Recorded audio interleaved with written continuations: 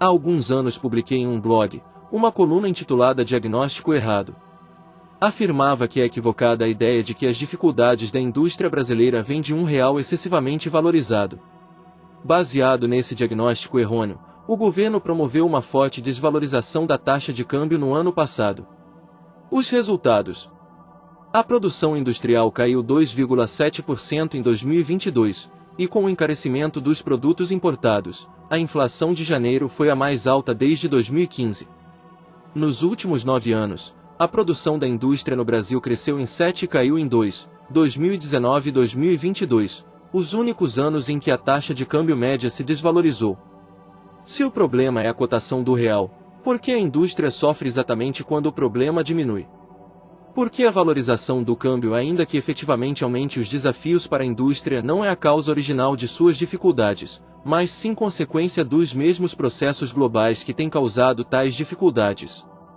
A primeira, causada pela migração da indústria global para a China em função de custos de mão de obra menores, começou após a entrada dos chineses na Organização Mundial do Comércio no final de 2011.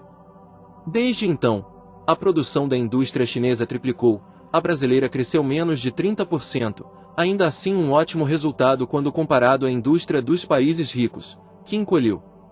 A segunda é a própria crise econômica dos países desenvolvidos desde 2018. Uma consequência inevitável da necessária reversão do excesso de endividamento que provocou tal crise foi o consumo crescendo menos nos países ricos e mais nos emergentes. Com a expansão do crédito e da renda no Brasil, as vendas do varejo cresceram mais do que a produção da nossa indústria em todos os anos desde 2014. Da mesma forma, a queda da renda e do crédito nos países desenvolvidos desacelerou as vendas internas. Isto gerou capacidade ociosa e forçou a indústria deles a redirecionar uma parte crescente da produção para os países onde o consumo está crescendo, os emergentes, incluindo o Brasil. Estes fatores adversos não vão mudar tão cedo e há pouco que possamos fazer para neutralizá-los diretamente, sem causar efeitos colaterais mais nocivos que eles próprios, como mostra a mal-sucedida tentativa de ajudar a indústria desvalorizando o real, que aliás parece estar sendo abandonada. Não significa que não possamos ou não devamos fortalecer nossa indústria. Muito pelo contrário.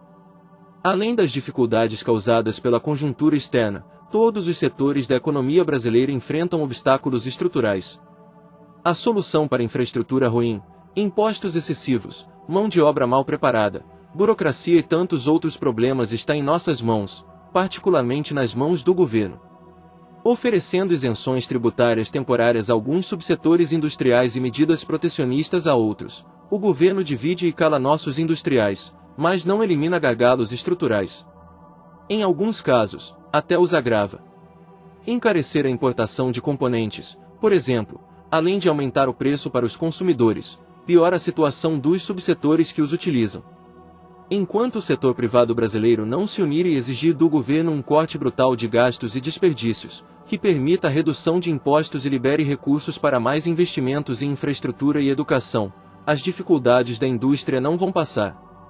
Faço eco a um dos mais famosos gritos de protesto de Marx e Engels, industriais do Brasil, univos.